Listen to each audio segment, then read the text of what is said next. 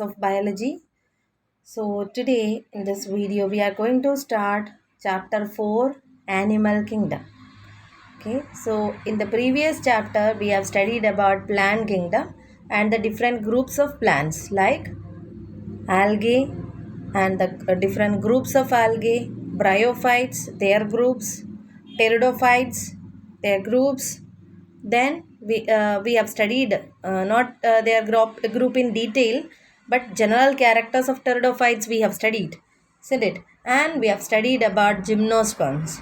And there is one more topic, that is angiosperms, but angiosperms are removed from the syllabus for this year. So you have studied about kingdom Plantae in detail now, and angiosperms, their reproduction and all, you will be studying in detail in the next year also. So when you compare plants and animals, you can see that plants, they are phototrophic, they can do photosynthesis, they are having chlorophylls and they can do photosynthesis, and they show a peculiar feature known as alternation of generation, where what happen is sporophytic phase is alternating with a gametophytic phase. And you have studied that in lower forms like algae, bryophytes, etc., the dominant phase is the the gametophytic phase, and the sporophytic phase is highly reduced.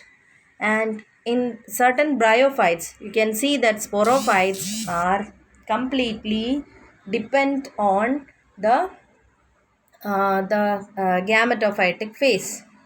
Okay, and from pteridophyte onwards you could see that the sporophytic and the gametophytic phase are free living.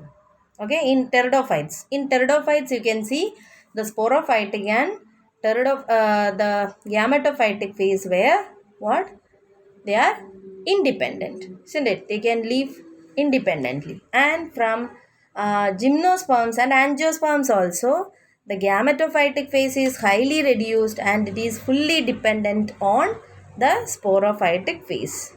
So we have studied all this. Okay, and now we are going to start with the new chapter, that is Animal Kingdom. Okay, hope you studied. See, after watching the video, it is very very important to read the chapters.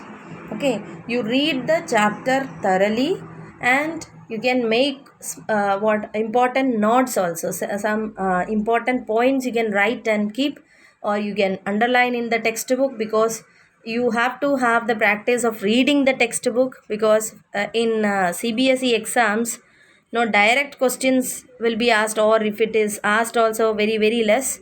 So you should be very thorough with the topic. Okay, so for that it is very very important to read the chapters. So as plant kingdom is completed, you go through that thoroughly. Okay, and you have to be ready with that for your exams. Okay, so let's start the animal kingdom. There are millions of species of animals, isn't it, that has found out and described till now. So it is very very important to classify the animals, because that will make the studies easy. And also if you find any other new species, okay, so that has to be assigned to a particular class or a position. So for all this, what the classification is very very important. And the basis of classification for animals are, okay, the arrangement of the cells, how the cells are arranged, then symmetry, body symmetry, nature of coelom, patterns of digestive, circulatory and reproductive systems. All this are used for classifying the animals. Okay, so these are the what parameters or the basis for classifying the animals. On these basis, how the body symmetry is. Okay, what is the nature of coelom, all this I am going to explain one by one. Okay, Then how their digestive system or circulatory system or nervous system, how they develop, what kind of nervous system they are having. So all these are the characters that are used to classify the animals. Okay, so we'll study one by one. So the first thing is levels of organization. Okay, so we are knowing that animals are multicellular, and there are examples for unicellular also, and they are removed, or they are kept in the kingdom protozoa.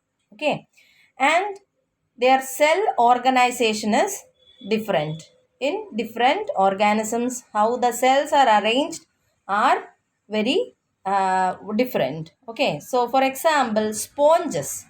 Have you heard about sponges? Not the common one that we are talking about. This is a kind of animals, the primitive type of animals. Okay, they are having what cellular level of organization, means their body is made up of just cell aggregates. Okay, so there is no tissue formation also, simply a group of cells, they group together and they start living. Okay, cells will divide to form new cells, and this will start living along with the old cells. Understood? So this kind of organization, where the body is made up of not tissues, no organs, no organ system, nothing, only group of cells. And they are, what is tissue? Tissue means what? They should have the same origin, they should have the same function. So it is not like that each cell is independent, but they are living in a group, only that. Understood? So this kind of organization is known as cellular level of organization. Okay, and you can see that some division of labor will be there in the cells. Division of labor means the different work, for example digestion, okay, or what, respiration, all this work that has to be done in an animal will be divided among the cells. So that much you can see. Then another group of organism, this little bit you have studied in 9th class, isn't it? So in ciliates, the arrangement of cells are more complex. Okay, and they arranged to form tissues. Okay, so tissue means what? They are group of cells having same structure and function. There is no organ formation. Okay, okay, can you give example for tissue? You have studied in 9th class, isn't it? Epithelial tissue, connective tissue, that is present in what, animals. So in lower forms this kind you cannot see. Okay, but there are what, association of cells to form tissues that help in the various functions.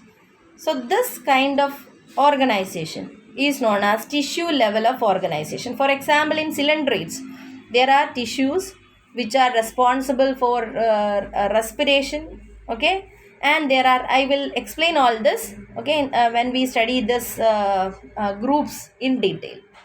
And the third kind of organization is organ level of okay, what are the examples of organs? Like what, liver, kidney, isn't it?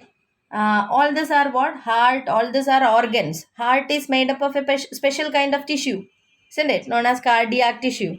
So like this you can see that if organ formation is there, okay, so you can see that this in a group of organisms, animals known as platyhelminthes.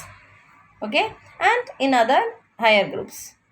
So you can see that what, organ level of organization. Understood? So what in them, what you can see, the organs are doing a particular function. Understood? From annelids, that is annelids, arthropods, mollusks, echinoderms, okay, chordates, etc., they are having organ system level of organization. Means what?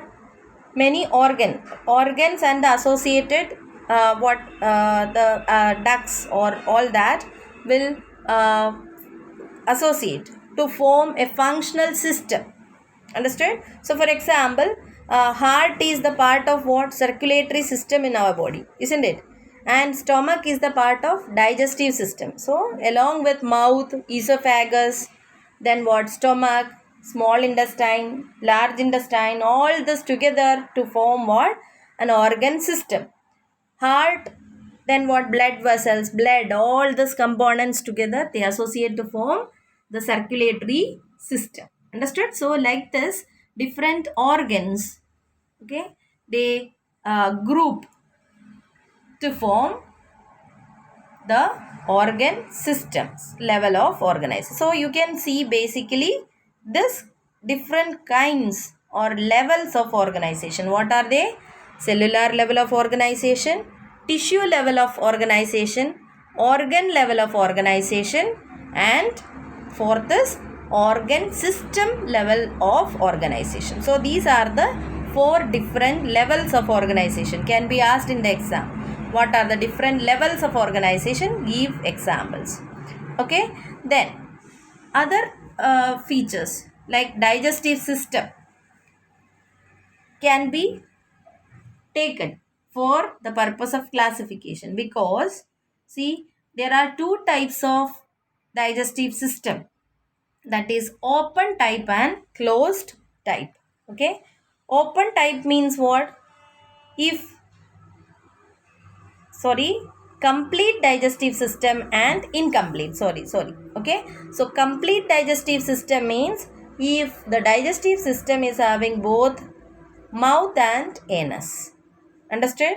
So this is very common in all higher organisms. Complete digestive system is there. Okay. And the other type is what? The incomplete digestive system. Incomplete digestive system. Do you remember about Hydra? Hydra is having only a mouth, and around that you can see what the tentacles are placed, isn't it?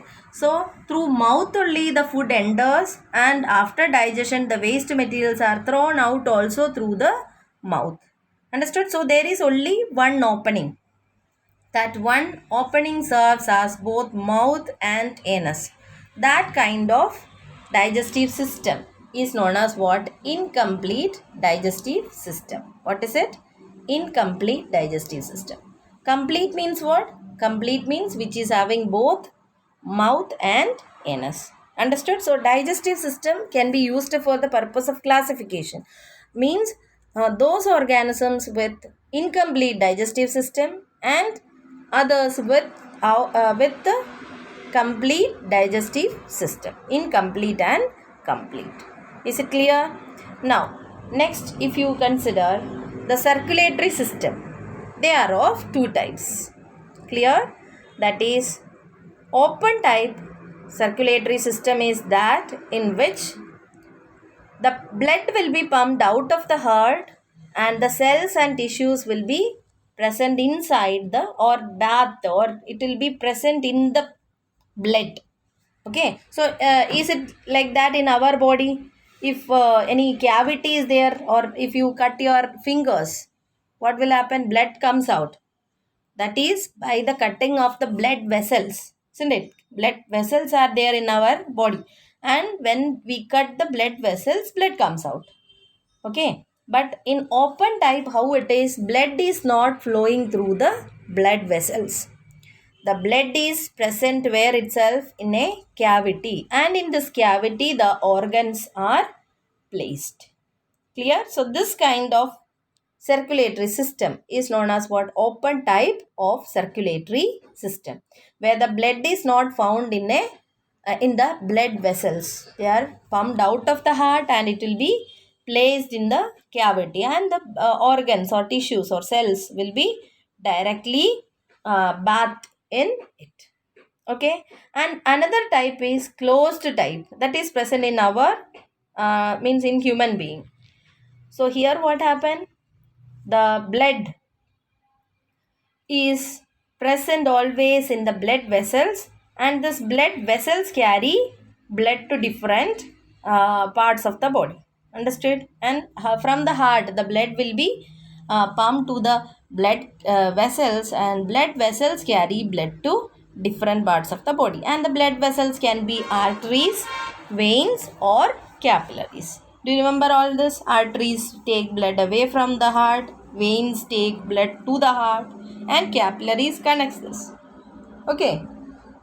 Then, so we have studied what we are studying different criteria to classify the animals, isn't it? So I have told you about the levels of organization. Okay. Then I have told you about the different types, like digestive system are of two types. What are they? Complete and incomplete. Circulatory system are of two types, open and closed. Now we are going to study another feature that can be used for the classification purpose, that is symmetry. Okay, so symmetry, in symmetry we can study whether the body of an organism is able to be divided into two equal halves, or through which plane it can be divided. All on that basis, organisms are of different types. Okay, for example, asymmetrical, okay, means any plane that passes through the center will not be able to divide the sponges into two equal halves, because sponges are not having any shape. According to the aggregation of cells where it happens, it grows. So there is no particular shape for them. So you can never get two equal halves. Okay, in this kind of, or amoeba, you see, amoeba will have different shapes, isn't it? So at any time you cannot say that this is the equal half of this, isn't it? So that kind of organisms where the body cannot be divided, listen carefully, the body cannot be divided into two equal halves through any plane. Okay, you will not get two equal halves, then it is known as asymmetrical. Okay, and another type is the radial symmetry.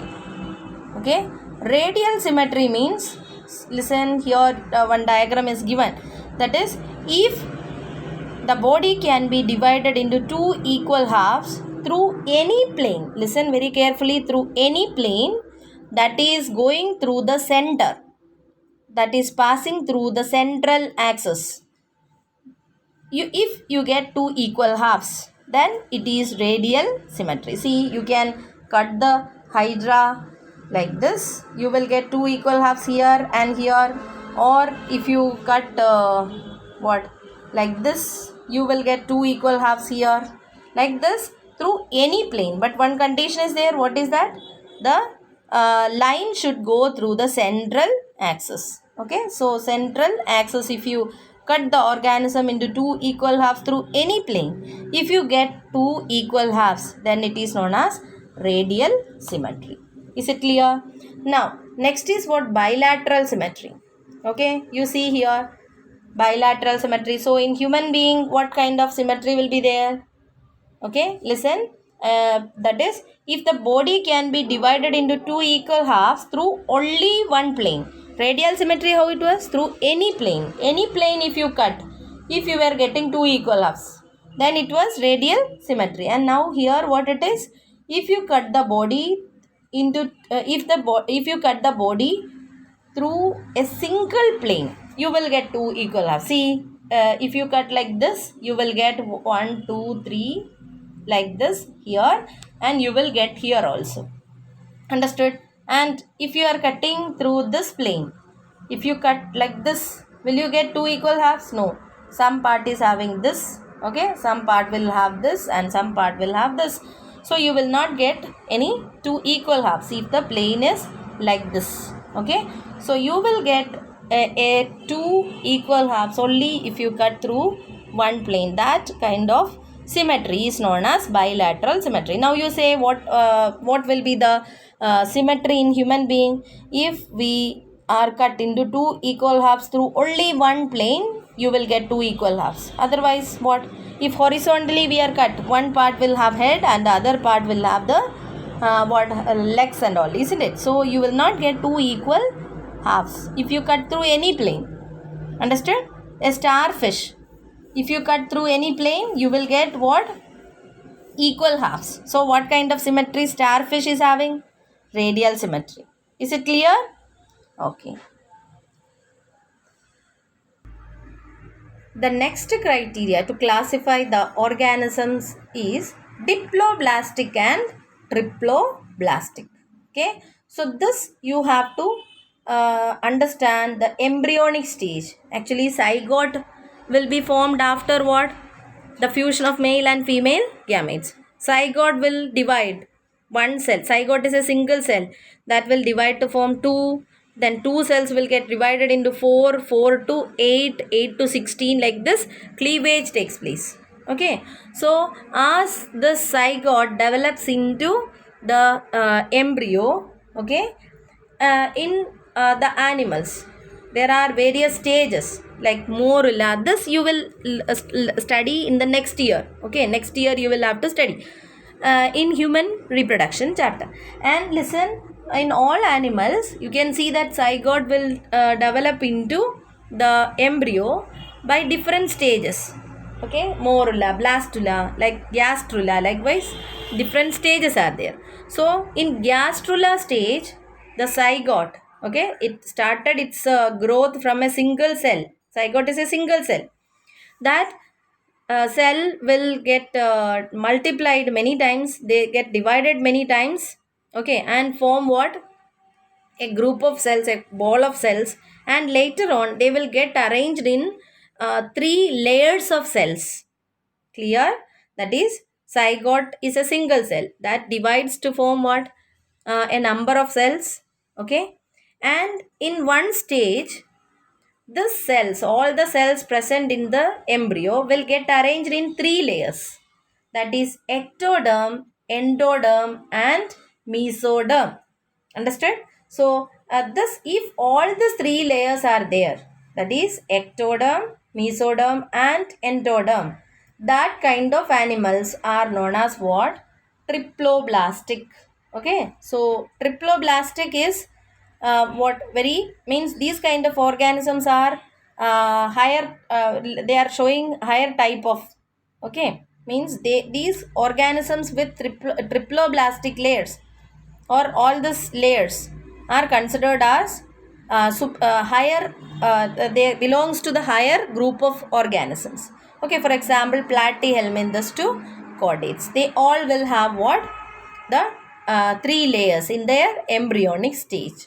And the animals which are having only two layers, embryonic layers, that is ectoderm and endoderm, are known as what? Diploblastic animals. Okay, example, coelentrates.